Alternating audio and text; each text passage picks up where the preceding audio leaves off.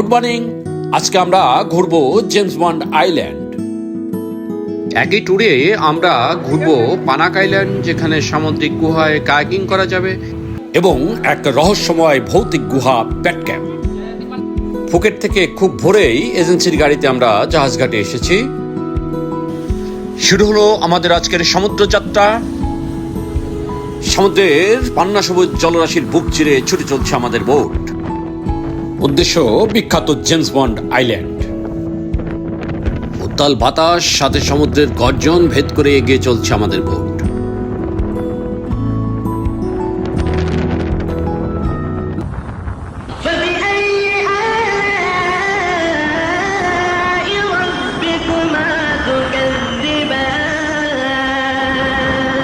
তোমাদের রবের কোন কোন দানকে তোমরা অস্বীকার করবে? মহান সৃষ্টিকর্তা সব অবদানই অনিন্দ সুন্দর। খুব কাছে থেকেই সেই সৌন্দর্য উপভোগ করছি। জেমস বন্ড আইল্যান্ডটি থাইল্যান্ডের ফুকেটের কাছে ফা নং গা উপসাগরে অবস্থিত। এর আসল নাম খাও ফিং কান।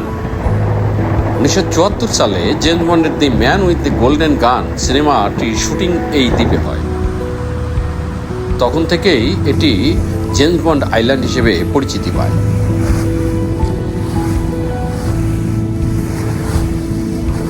চলুন দেখি আমাদের শেহজাদ কেমন এনজয় করছে। What is your name? Shahida, Where are you going? Japan Island. How will it be? Fantastic. আমাদের বড় বোটটি জেমস বন্ড আইল্যান্ডের কাছে এসে থেমে গেল। এরপর ছোট বোটে করে আমরা জেমস বন্ড আইল্যান্ডে চলে আসলাম। জেমস বন্ড আইল্যান্ডের এই সেই আইকনিক পাথর যেটার সামনে আমি দাঁড়িয়ে আছি।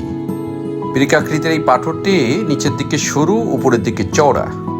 জেমস 1974 সালে তার ছবির শুটিং করে এই দ্বীপকে বিখ্যাত করে তোলেন। এটা মূলত একটা চুনাপাথরের দ্বীপ। দেখুন আপনারা, এখানে ভ্রাম্যমান কিছু দোকান আছে। এসব দোকানে শোপিস এবং অর্নামেন্টস পাবেন।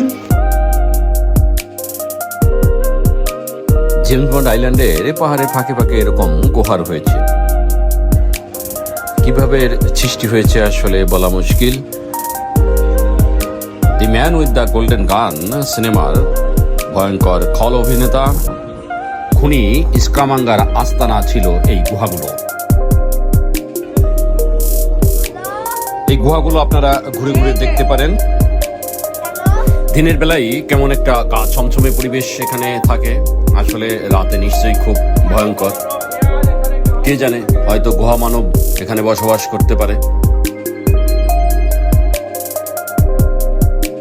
জেমস বন্ড আইল্যান্ড থেকে আমরা বের হলাম ছোট নৌকা দিয়ে, তারপর আমাদের বড় নৌকায় উঠে পড়েছি।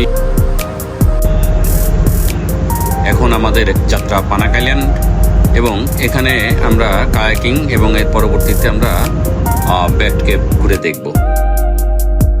বড় বোট থেকে আমরা এবার কায়াকিং বোট নিয়ে নেমে পড়েছি পানাক আইল্যান্ডে। পৃথিবীর অন্যতম সুন্দর জায়গা কিন্তু কায়াকিং এর জন্য এই পানাক আইল্যান্ড। আমরা কায়াকিং বোট নিয়ে পাহাড় ঘেরা সমুদ্রের ভিতরে প্রবেশ করছি। একটা লেগুন বা লেক বলা যেতে পারে।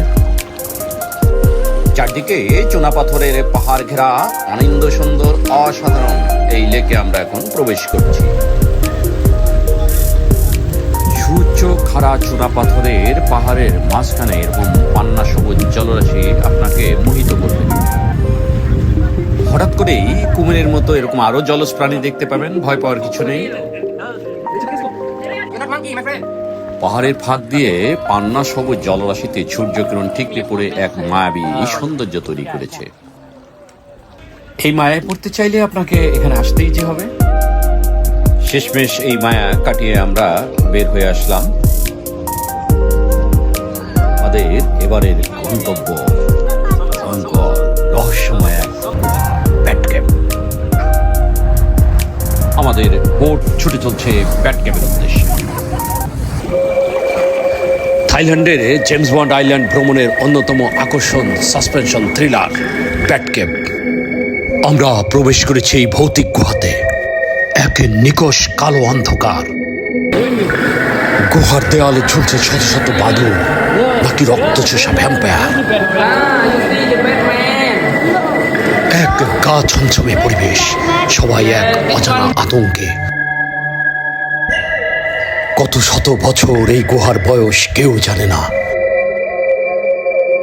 দিনের বেলায়ও এখানে সূর্যের কিরণ পৌঁছায় না। রাতে হয়তো কোনো অশরীরী আত্মা এখানে গুমড়ে কেঁদে মরে, কেই বা তার খবর রাখে। গুহার বুকের যে কোনো শব্দেই শিরদাঁড়া বেয়ে নেমে আসে এক শীতল স্রোত।